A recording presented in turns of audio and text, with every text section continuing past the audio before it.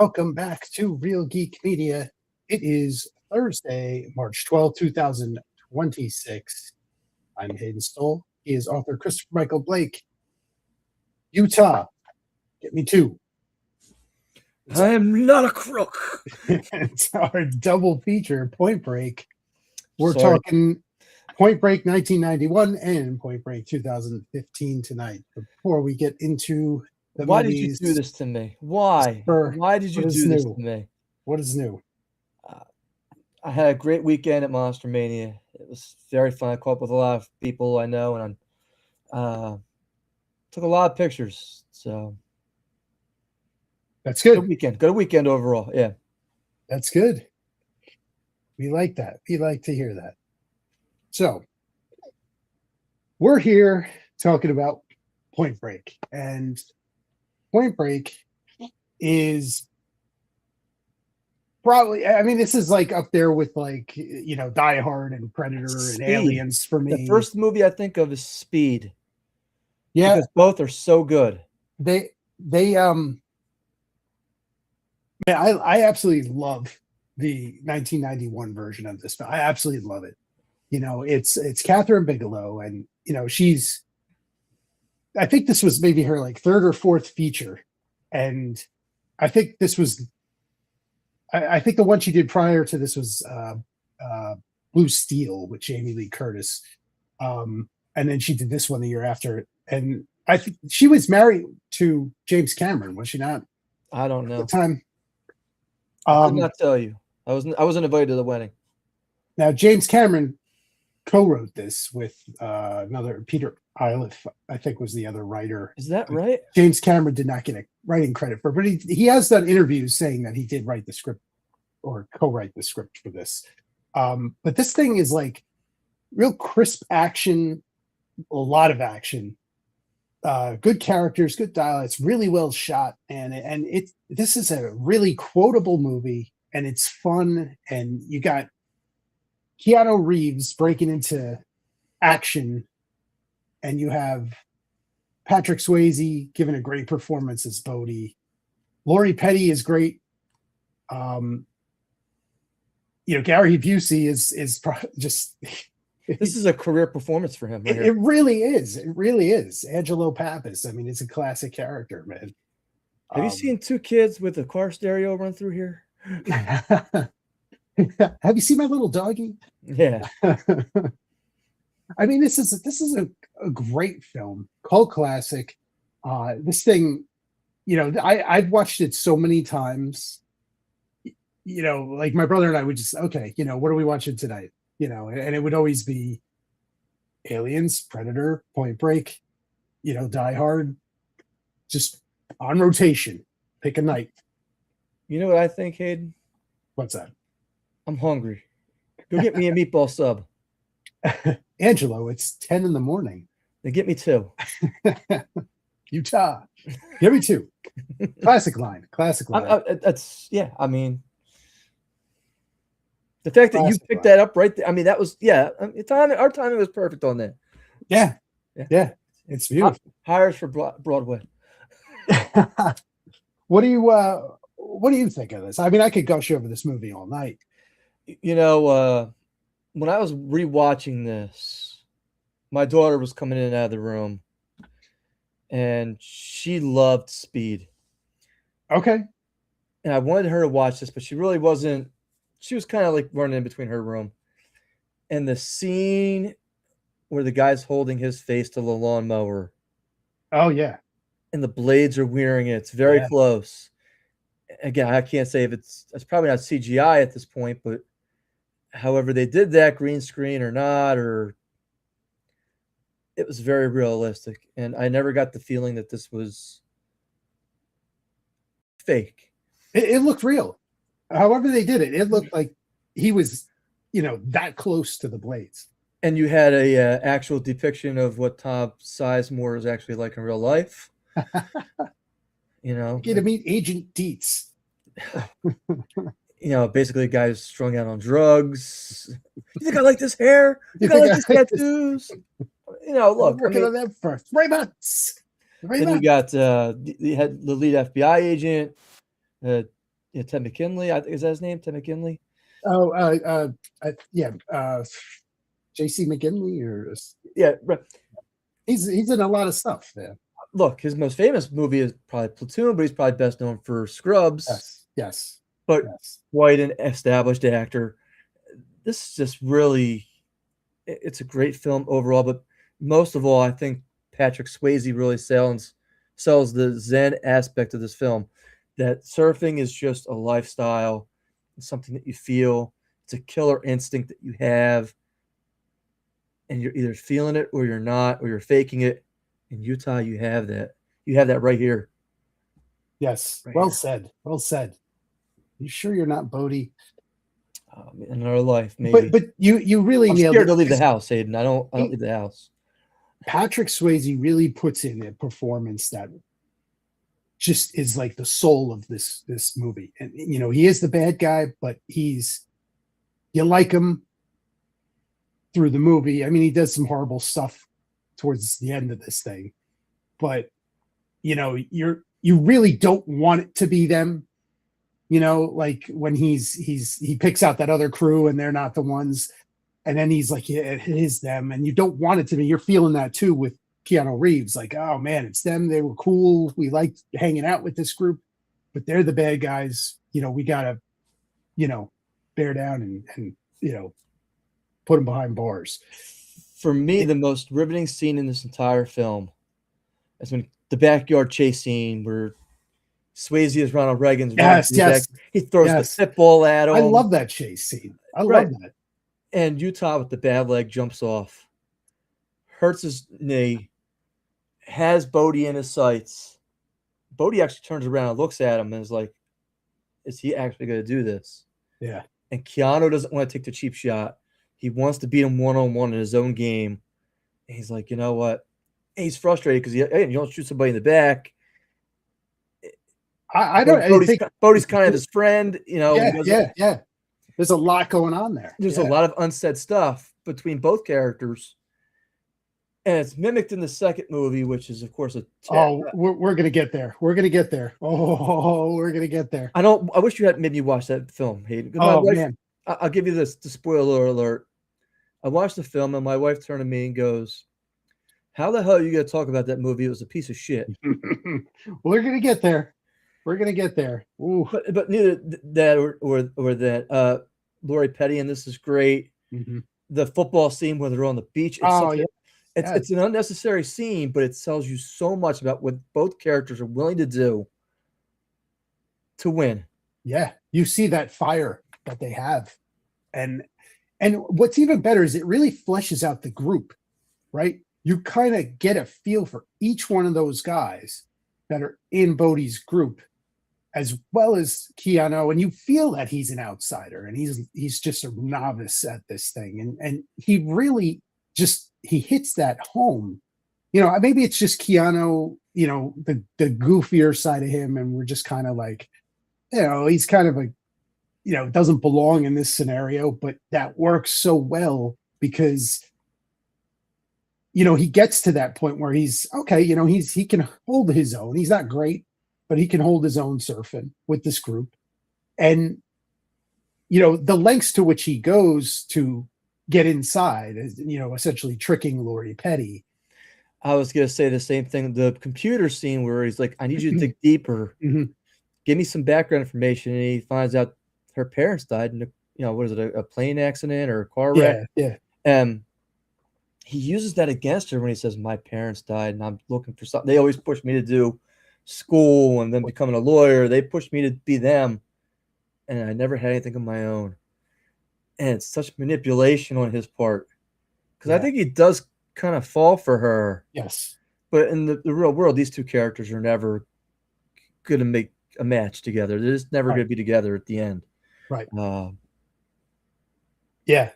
And that's the sense that I get. I mean, the entire relationship is built on not only that lie, but then, oh yeah, by the way, I'm manipulating you to get to the next level. Yeah. And then I'm going to take down your friends on top of that. Yeah. And maybe your former lover on top of that. It's just, Yeah, in my canon, it can't work out, right? Like, there's no way. There's no way after all of that.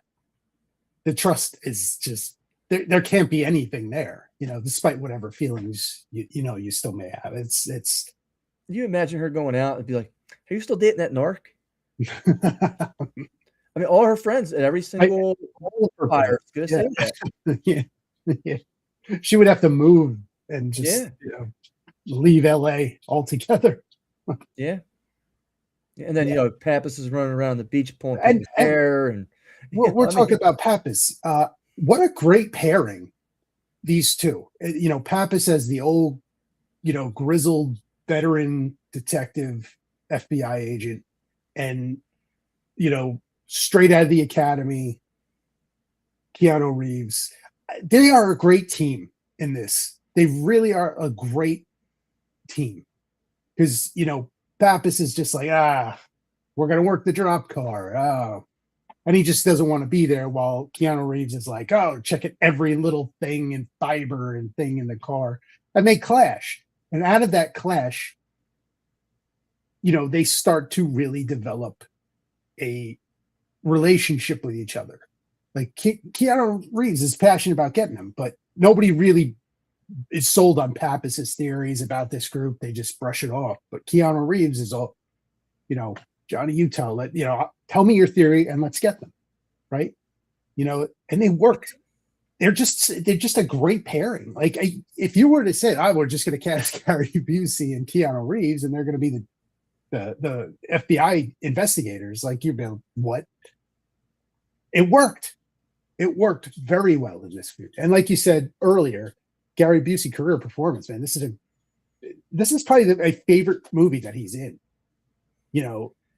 He gives some unhinged things, like Predator 2 I like too, but this he's barely in Predator 2. He's in there for 10 minutes. He's not in it enough. He's not in it. Lethal Weapon. Yeah, Lethal Weapon. Yeah. He's got a good size role to chew on, and Pappas is just a super likable character. He's a goof. He's basically burnt out at this point.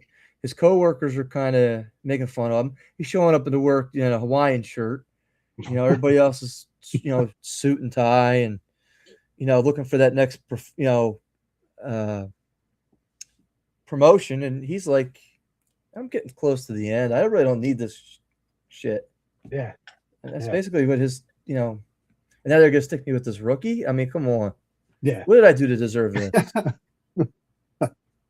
Go dive for the brick. Well, I don't understand what diving for bricks in a bomb pool has to do with being an FBI agent, but welcome to SeaWorld, kid. Cannonball. Yeah. Yeah. Let's talk a little bit about the action. Okay. Right off the bat, we get a bank robbery. Okay, we get the scene with the ex-presidents.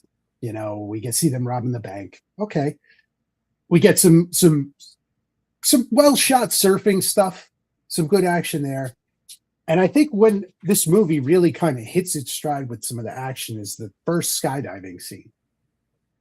Because if you go back 1991, there really wasn't anything this crazy. I know there was a James Bond. Which Bond was it? Had the I think it was a Roger Moore one with the skydiving. Do you recall that? View to a Kill. Okay, with that Grace Jones, where she jumps off the Eiffel Tower and she. But I mean, that's probably not Grace Jones. That's probably. Yeah, but this was really, for me, when I was like mind blown. Like, wow, this is wild. This is what a scene. That's crazy, and the way they filmed it was just whoa. And then you had mentioned the chase scene, where they're running in between, backyards and alleys and houses, and that's like the way the camera is right behind them as they're smashing through doors and leaping over fences, and it really gives you that this is a tight space, and it's just twist, turn, narrow. What's around the corner? He's tossing a dog at him. It's breaking through the window. Just a really just tight chase scene, and then we have the second skydive scene where we have no parachute.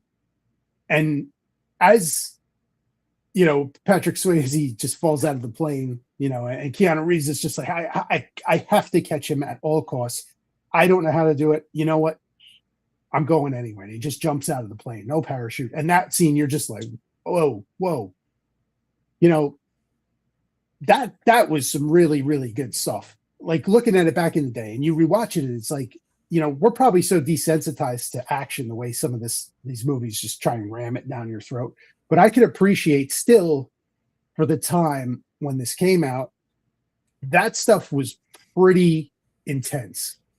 And you still feel that when you watch it.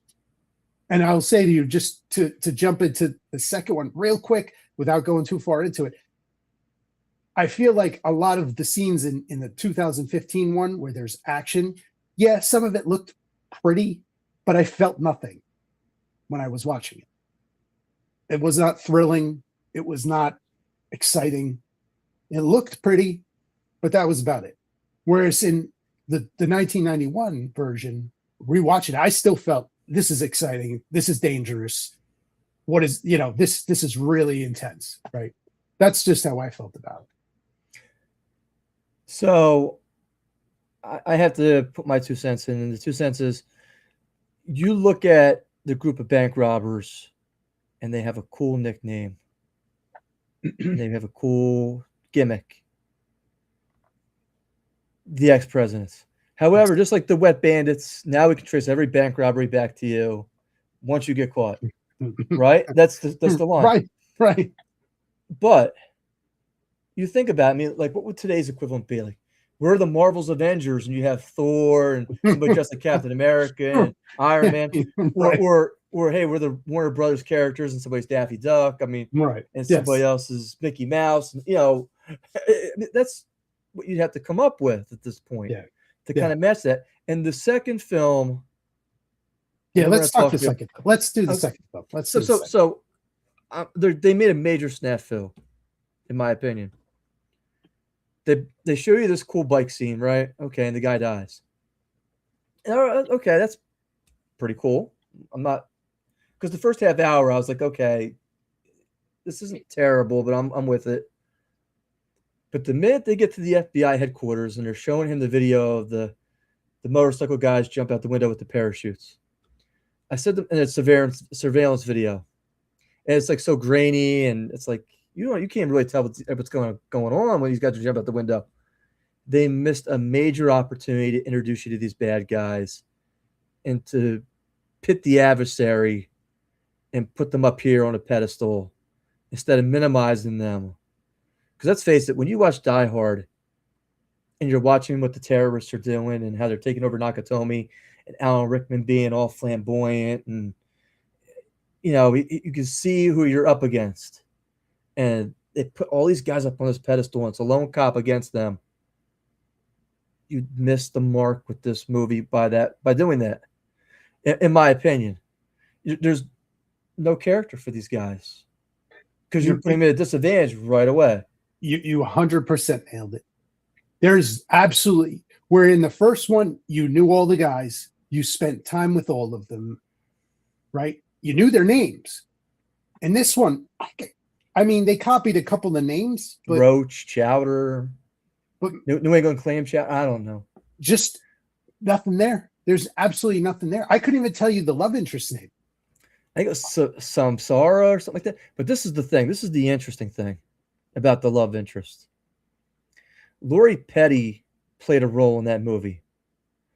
Her character had a purpose. Yes. Not only do I want to get used to you to get closer, I'm going to feel bad about doing it, but I'm going to kind of fall for you. And then when you get taken hostage, there's nothing that I will do not to try to get you back to the best of my ability. Although I want to beat Bodhi more, but I think it's between Bodhi and Lori Petty, he's going to choose Bodhi at that point. The bromance is there. This is my opinion. The girl in the second movie, Utah just sleeps with her. And that's all he does. There's like no conversation. He sees her, she's hot. She's in the bed massaging him. Okay. They sleep together a couple times. And then what do you know? She's a bad guy coming out with a machine gun. and a move that surprised nobody because we knew that it was way too easy. And the way he kicked open that window, I was like, "Have you Oh ever my tried to God, push what? one of those windows open? Yeah. You know, They're plastic. They're not even glass. no, It's no. plastic." I gotta say, you know, the opening scene, right, is it's the the motorbikes, right? Yes. Okay, that was okay, right? That was okay. But everything from the first film, and I know you probably don't want to remake beat for beat the same movie. You want to change it a little bit. I can understand that. However, I would have never made this movie. No. They should But have never named it Point you Break. could have you should have never named it Point Break because there's like 2 surfing scenes, right? Everything else is X Games, motorbikes, down like snowboarding, Adventure mountain series. climbing. And there's no sense of loss. When these guys die off doing these extreme sports, it's like, yeah, he fell off the cliff. Should we go Right. get him? He kind of knew what he's getting himself into. Fuck Right. him. Right. Isn't that your brother though? Didn't you like sit there Oh and make a man, pack with that? Nah, that's crazy. Chowder went over the side. Don't worry about him. It's Listen, okay. he knew what he was getting into. Really? That's what we're saying today? Because a minute ago, Chowder was saying, call the helicopter. And next thing you know, he's out of the picture. Rip Chowder. Pour one for the homie. But yes, you don't feel anything for these guys. They die, and it's like they don't even know that the guy's gone. But it even like the actor who plays Bodhi is so boring. And nothing against him, but he's like Kmart Javier Bardem, and he has just zero charisma. Yes. He is the most boring actor. And I'm like, I'm falling asleep. Like, what is this guy? It's supposed to be this real hippie thing, the Onaki 8. We're going to do that. Well, what's that? Okay, they explain it. It's 8 things you got to do. Is this Tomb Raider? Like, what are we talking about? Which part of this Nataki 8 is jumping out of a skyscraper after you steal a whole bunch of diamonds and then letting them out into the... If you could explain to me how that relates to any of this stuff, right? They're going to surf 80-foot waves, and then they jump out of the plane and they cut open some pallet of money, and then they go through the hole in the cave. Is that exactly how Onaki drew it up? And now that you did that, and when you do all the 8, what happens? You achieve enlightenment. How? I have one better for you. I have no idea what was going on with this. These guys are basically living rent free on this yacht, banging supermodels, right? And he's running around with the video. Oh, look, I got the video, right? Oh, I got the video. It's like he got the comic book, right? He's like, even though he's not part of it, he's got the comic book. Right. And it's like Utah wants to go see this video because it's like, that's evidence. But then he gets pulled over by the pussy, and it's like, oh, no, I forgot all about that. Yeah, remember my whole mission? Forget that. And it's not kind of clear how what these guys are doing for this guy on the yacht. Right. He said your sponsor. Because we don't have any. I mean, look, do they arrest this guy? Is he funding this? What's his level of cooperation with this? Does he even know they're doing this? None of it's discussed. No. And I feel so bad for Delroy Lindo in this film. Oh man, I do too. Who's a great actor. I like Delroy Lindo a lot. I like one of the best. Like when I watched Sinners, I said, "Man, is he being underutilized in this film?" Because he's so like my favorite Delroy Lindo film. It sounds cheesy because he's a great actor, but is Romeo Must Die. I love him in that film. Listen, that's fair. I like him in Get Shorted. Oh, another great film, another one. But my favorite, because when I watch Romeo Must Die, he steals the show. Him and Anthony Anderson, who's a goof at the point, he wasn't really top famous yet. He was still kind of go through his legal troubles and whatnot. And I know Jet Li could speak that English that well. And, I watched that movie and I'm sitting there saying, wow, this is a great film. It's one of my hidden, like, oh, I love watching it because it's fun. Guilty pleasure, yeah.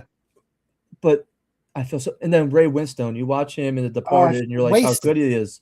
Totally. All he does is he stands on the yacht, smokes, drinks, and basically he says he bangs supermodels. That's all he does. That's it. He's a chauffeur. He's a chauffeur. Don't do that, Utah. I told you not to. Yeah. I told you not to. It's a shame because I'm a big Ray Winstone fan. He can play that heavy kind of character well. Man, it's just completely wasted. And the scenes where Delroy Lindo and Ray Winston are there, you would think, oh, we're going to get something, and we get nothing.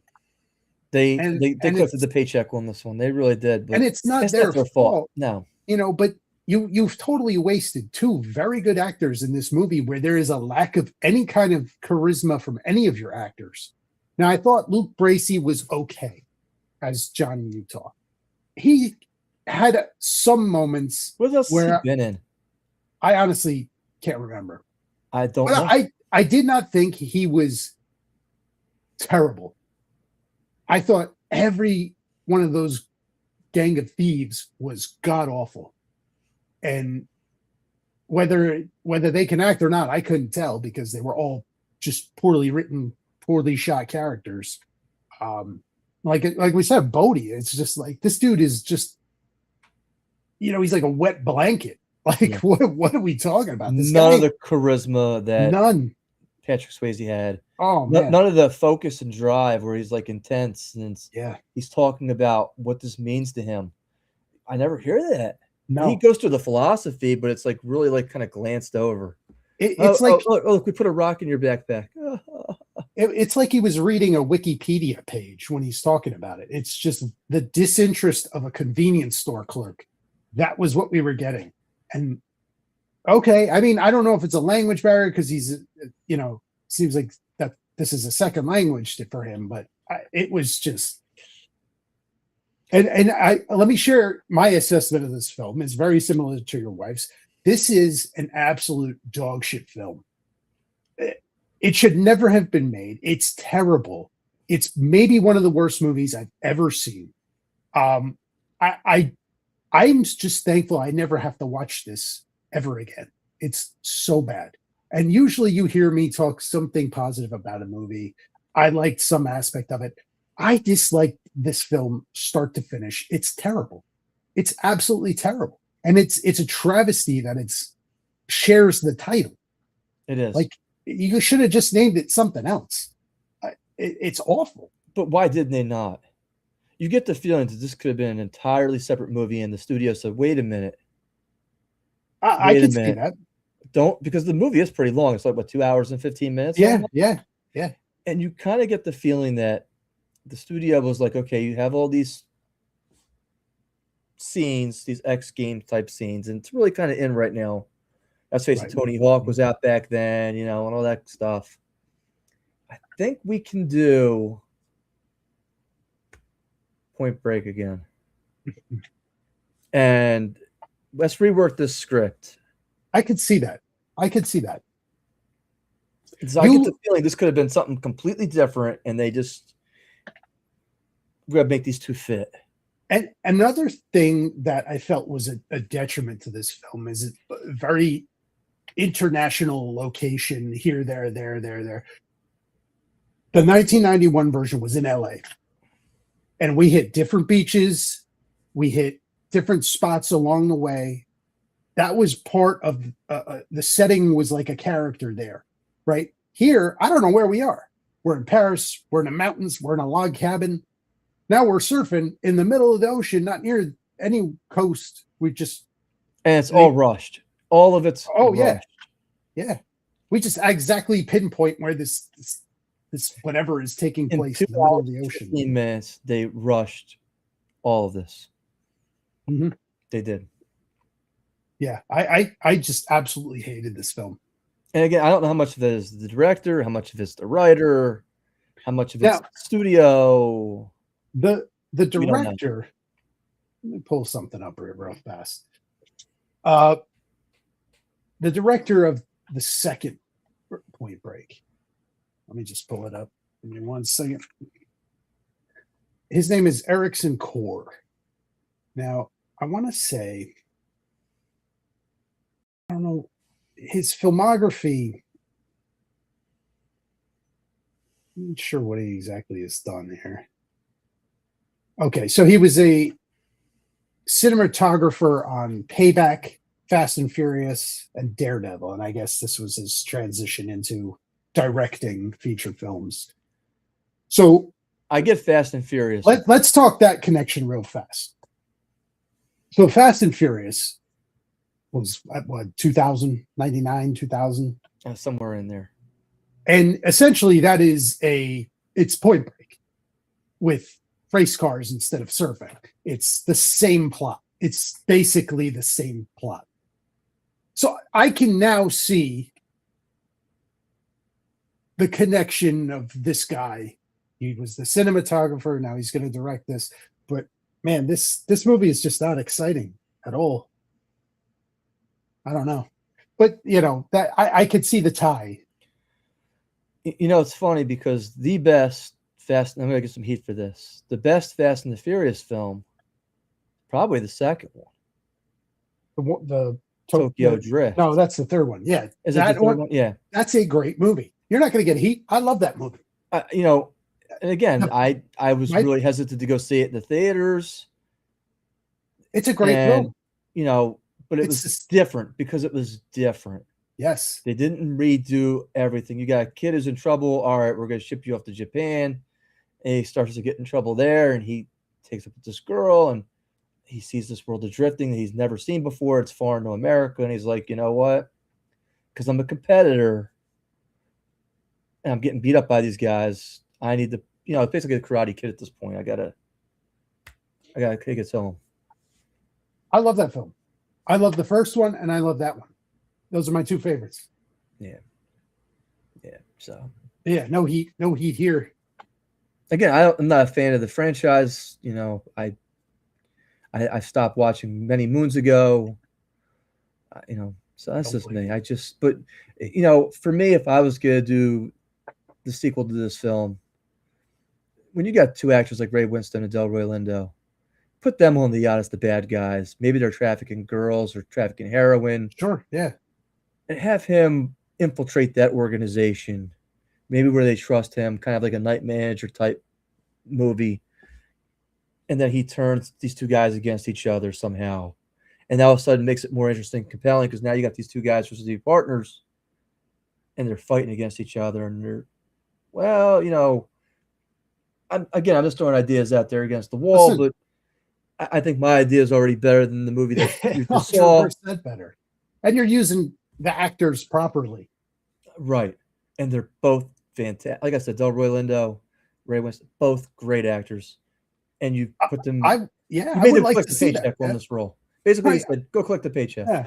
Oh, you're under contract. Yeah, just we're going to put you in this movie for 20 minutes. I don't think Delroy Lindo's even. I think he's like 2 or 3. Split that. You get 10. You get 10. Ray Winston's actually the chauffeur. Ray Winston might have had like 7 lines in this thing. And basically, he's sitting there hanging out with this chick in front of him, grinding on him. Oh, you need me to do that? Oh, sure, I can volunteer for that. Yeah. Listen, I'm your man.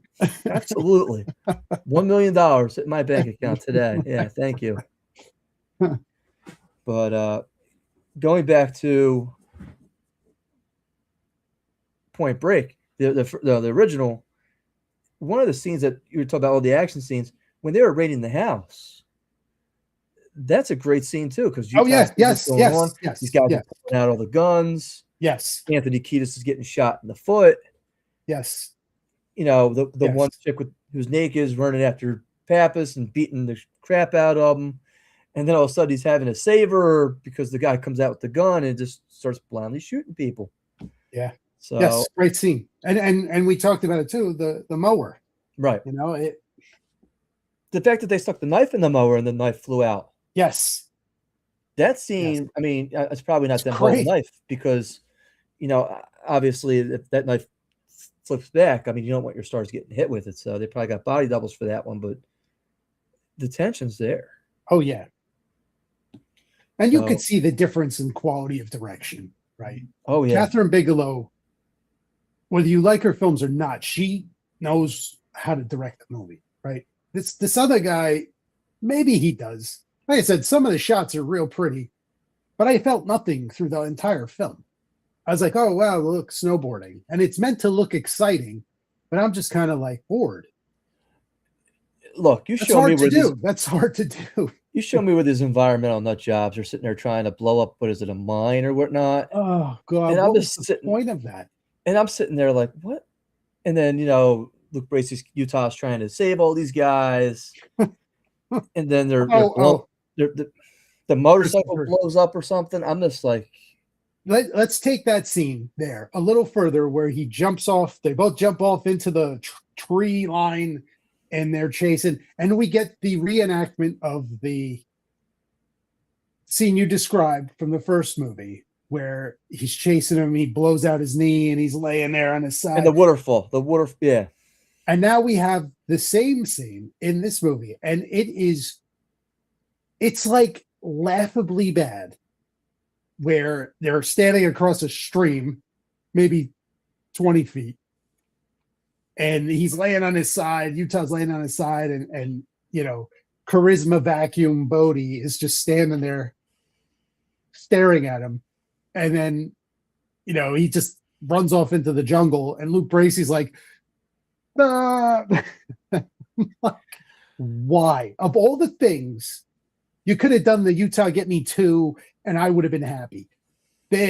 Why this? Why? It's so bad. Again, I can't.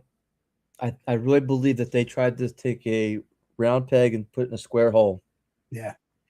And whether it's the studio or the director or the writer or some combination, that's my belief that they said, extreme action, Point Break, put them together, go. Yep. And that's what they chose to do. God, but again, it doesn't make any sense. I mean, does the FBI come in and seize the yacht? They're international. I have no clue. None of it's ever explained. Right. None of it's, the fact that he goes and he shoots the girl he's sleeping with on board the trolley, and it's like, and again, we know it's her, but it's like they're in there robbing a bank, and they got 20 cops outside, and these guys are they just barge out the front door like through the windows. You didn't see the cops out front. You're not wearing enough body armor to take them on. What are we doing? I wonder about that, because you had those two knuckleheads in LA after he came out who did that, and they were taking a lot of rounds to the body. They had body armor. These Right. guys are wearing like motorcycle vests, and we don't know if it wasn't, I mean, Roach took the shotgun to the neck. Yeah. What is But that? I mean, all those rounds are gonna hurt, and they're gonna knock you on your ass. And this chick couldn't have weighed more than 90 pounds. No. And I'm just like, that was just ridiculous. Yeah. So but even the setup for that scene, think about how stupid it is. Oh, the only bank in the area is at the top of the mountain. Yeah. I was like, wait a minute. Hold on. All the other banks are closed, but the only one that's open is at the top of the peak. And the only escape is this cart, this cable cart. Okay. But they get to the top of the mountain in no time, mind you. And where are the rest of the police at during this whole chase? I mean, they're all dead in the street in front of Angelo and Johnny. I just don't, I'm just sitting here like, what? I mean, don't you think you like want to, like, hey, Interpol, we're looking for these people? Well, no, the Interpol guy's like, nah, that bank is safe. It's at the top of the mountain. Nobody's going to touch it. This is the Interpol guy. It kind of reminds me of Den of Thieves a little bit with how, the second one, rather, not the first. Right. Where they're going through this elaborate heist scheme, and it's just not thrilling because you kind of know they're going to get away with it. Yeah. That's the feeling that I had with it. It was like, okay, they went through 45 minutes of going through this thing, and it's like, but I know you're going to get away. And, just real fast on that, the difference, as much as the sequel of Den of Thieves was not nearly as good as the first one, compared to Point Break, that is Lawrence of Arabia. You're not wrong. You're completely not wrong. But there's a reason we named Den of Thieves 2. We got held up. No, 100%. So that's my 2 cents. It was kind of like, we're gonna get you there, we're gonna get you there. I kind of was teasing you. It's kind of like that girl who's just like, I'll pet you a little bit on the outside of your clothes, but it's time for me to go home. There you go. There you go. What? There you go. That's a perfect No, description. it's only 9:00. Come back. Oh no.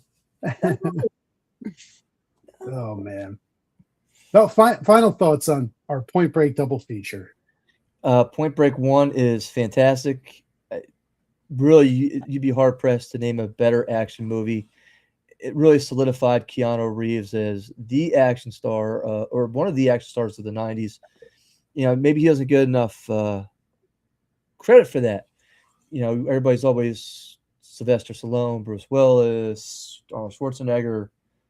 But I mean, let's face it, both Speed and Point Break are. You'd be hard pressed to find better action films than those two. Yes. And aside from Speed 2, which I don't think anybody asked for, Keanu was smart enough to walk away from both of those series. Yeah. Unlike Die Hard, which had but 6, Terminator, which is still going on, I think. Oh, yeah. Rambo, which is still going on. They're doing a prequel. You know what? I'd be interested to see it just for the actor. Yeah. I think it's going to be a different kind of take on it. And you know what? I think Stallone at least knows, hey, I can write the script for this thing. Yeah. And it's still kind of mine. He's heavily involved in it, I believe. I think they got producing or writing. I'm not sure. I think they got the right guy playing him, and because this is like pre-First Blood Stallone, so you don't need to be muscle bound, jacked up. He was very skinny, lean and cut. Yeah, that's all he needs to be. Yeah, lean cut. Adrian Brody, Predators. That's what I'm thinking. Okay, don't have to be Schwarzenegger. Lean cut. Yeah. I'm okay with it. Yeah. And we've already mentioned all the terrific actors in this movie, and they all give basically career performances. So, but the second one, I think it's on the bottom of my shoe somewhere still. Yes. So that's all I have to say about that. Agreed. Point Break 91 is just absolute classic film, and never watch the 2015 version. In fact, if you watch it 3 times in the mirror, Utah comes out. Even if they just put the president masks on. They painted him on the motorcycle helmet. Oh, did they? I didn't even recognize that. But that's the thing, right? Like they did that, and one was George Bush, and it said "Mission accomplished," and it was like it didn't land at all. Like it didn't land at all because that was the only time we saw them do that. I didn't even notice. It was just silly. Didn't even notice. I was just like, and that's a problem. Right? After they went, cliff diving with the air wings, which is a pretty cool scene. Yeah. The rest of the movie just crashed and burned for me because there was like no rhyme or reason. Just went off the cliff. Anything that's going on in this movie at this point. This movie's trajectory went with Chowder over the edge. Yeah. I mean, 2 of these guys fall off cliffs. His girlfriend gets shot in the neck. You shoot the girlfriend in the head. And Bodhi drowns in the ocean. Allegedly. I mean, allegedly. Stay tuned for Point Break 2. Yeah. Never gonna happen. Surprisingly, though, this movie, you want to guess the box office? I know it. 9 point something opening weekend, 28 million gross. It box office worldwide 133.7 million. Really? But domestic, I think it's 28. Probably terrible domestic, yeah.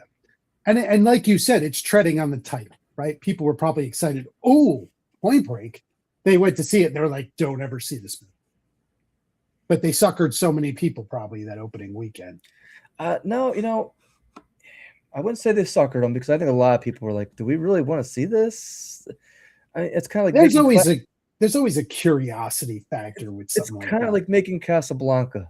Why would you redo it? It's a classic. You don't need to redo it. Go see the original. It's perfect. You're not going to be able to match that ever. Yep. Hayden, 2 weeks from now, Raiders of the Lost Ark. Now, I believe this is the 25th, and no, No, it's gotta I'm be more than sorry. that. It's got to be 40, 40, yeah, 40, 40. 45, 45. 45th anniversary. Oh my Yeah. God. Did you see they're coming back out with Star Wars in the theaters next year? I'm excited. I would go see that. I posted online. I was like, I will be in. I'm taking my daughter to go see it. 2027. I'm there. I'm excited. You know, because it's the non-Lucas CGI version. I think that they're putting out, Yes, that's what I heard. Yeah, that's what which I heard. I am excited about because I always thought that the Little overdone. the tum-tums and stuff that they have going around and the Woompas and shit and the like and the you know, the Catalina scene. You don't need all that, man. He added a lot. I'm sorry, the Cantina scene. You don't need all that. Yeah, You don't need to see those things up there dancing like they're the peanut butter people and all that. I don't need that. I don't need that. No. So 2 weeks, 45th anniversary Raiders Lost Ark. We are going to have fun with that one. Come check it out. And thank you for joining us for our Point Break double feature. We will be back with some weird and funny news right after this. Not a crook.